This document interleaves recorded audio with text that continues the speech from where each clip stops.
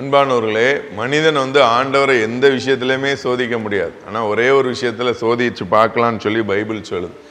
ஆலயத்தில் ஆகாரம் உண்டாகி இருக்கும்படியாக தசம பாகங்களை காணிக்கையில் என்னை சோதித்து பாருங்கள் அப்படின்னு சொல்லி நம்ம கொடுக்குற காணிக்கையை எடுத்துகிட்டு ஆண்டவர் உடனே பரலோகத்துக்கு கொண்டு போகிறது அல்ல.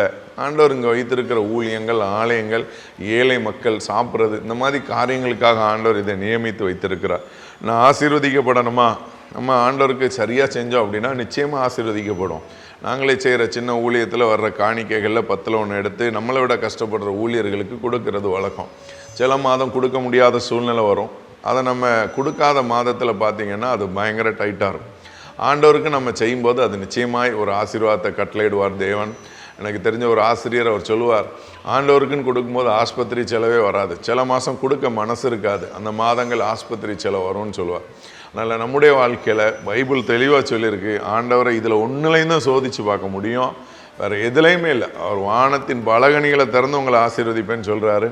மற்ற எந்த காரியத்திலையும் நம்ம ஆண்டவரை சோதிக்கக்கூடாது. கொடுக்குற காரியத்தில் சோதித்து பாருங்கள், கர்த்தர் உங்களை ஆசீர்வதிப்பார். God multiply you.